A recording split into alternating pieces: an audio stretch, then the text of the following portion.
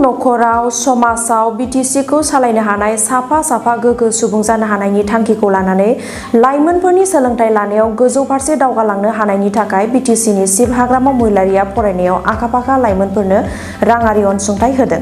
बेबादिनो उदालगुरि जिल्लानि बिटिसिनि खालिंदुवार बियाबनि सिङाव थानाय टंला मरमेला गामिनि मुस्रि भुपेन बर' आरो मुस्रिमा जयमा बर'नि फिसाज्ला मुस्रि सभजित बर'आ गुवाहाटी आइआइटिआव मेथामेटिक्स एन्ड कम्पिउटिं इन्जिनियारिं फरायगासिनो दं। बिनि थाखाय मुस्रि सभजित बर'नि नखरा रांनि आंखालाव हालाय-हाफाय जानानै समाज बिजोङाव हेफाजाब नागिरदोंमोन। गमामायै दिनै बिटिसिनि गाहाय हाग्रामा महिलारिया 5 लाख रांखौ हरबाय। बे 5 लाख रांखौ गथायनो लाइमोन बिपिएफनि लोगो आफादगिरि कास्टम बसुमतारी, बारग' इएम बनजार दैमारि आरो बिक्रम दैमारि बिथांमोना सभजित बर'नि न'आव नुजाथिनानै 5 लाख रांखौ बिमा-बिफानो गथायो। सभजित बर'नि बिफा भुपेन बर' आरो कास्टम बसुमतारीया मा फोरमायखो फै जों आबुङै मिथिना लानि।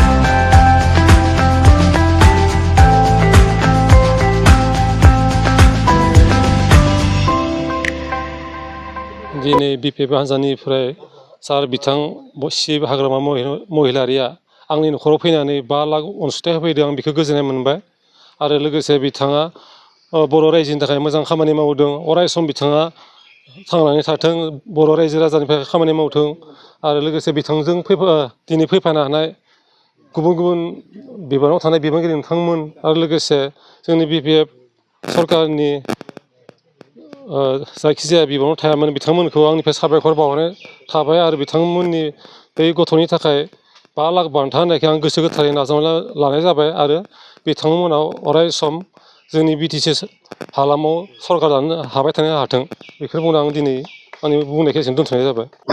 बिटिसिनि चिफ मानाव गेदेर हाग्रामा महिलारि सारा जोंनि लाइमोन बिपिएफ आरो बिएसइउनि मोनसे हान्जाखौ उदालगुरि जिल्लानि सिङाव थानाय खालिंदुवार समस्तिनि सिङाव थानाय बे मुरमेला ओनसोलनि जा सभजित बर' सासे रोंखा फरायसा, बिथाङा गुवाहाटी आइआइटिआव फरायगासिनो दङ। दा बिथांनो 5 लाख थाखा होनो थाखाय जों इउथ बिपिएफ आरो बिएसइउखौ दिनै फुङाव बिटिसिनि चिफ मानाव गेदेर हाग्रामा महिलारि सारा दैथायहरदोंमोन।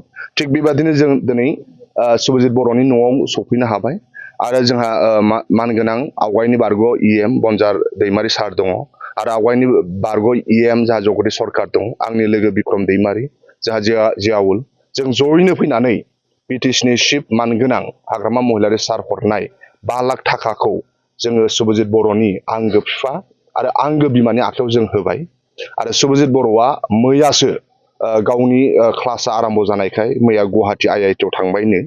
दा जोङो 5 लाख रांखौ जों बिमा आरो बिफानि आखायाव होबाय। जोङो आफा अबंलावरिनाव बेखौनो जों आर'ज खालामो, सभजित बर'आ फरायनाया जाहाथे मोजां जोबबोथों। बिथाङा सासे सुबुं सम्पद, बे ओनसोलनि सासे सुबुं सम्पद, बिटिसिनि सासे सुबुं सम्पद। जेरैबायदि बिमा बिफाया लुबैयो सभजित बर'आ गुवाहाटी आइआइटिनिफ्राय ग्रेजुवेसन जाबोथों, मोजां डिग्रिखौ पास जाबोथों, बेबादिनो बिथाङा जाबोनो हाथों। आफा अबंलावरिया बोराइ बाथौआ बिथांनो गोहो आरो बोलो होथों। मानाव गेदेर बिटिसिनि चिफ हाग्रामा महिलारि सारा बेखौनो लुबैयो, सभजित बर'आ थाखा फैसा आंखालाव गावनि फरायनाया आद्रा जानो नाङा। दा साननैसो सिगां हयथ' सभजित बर'आ बा बिथांनि आंगो न'खरनि मानसिफ्रा ससियेल मिडियायाव आपल'ड खालामदोंमोन, फरायनो गोब्राब जाबाय, रांखान्थि मदद बिदोंमोन आरो बेबादिनो बिटिसिनि चिफ मानाव गेदेर हाग्रामा महिलारि सारा बिथांनि सभजित बर'नि फरायनायखौ बानस'दों। बिथाङा दा बोसोरसे थांबायनो गुवाहाटी आइआइटिआव आरो बोसोरथाम दंबावो, जिहेथु बोसोरब्रै आइआइटिनि कर्सआ।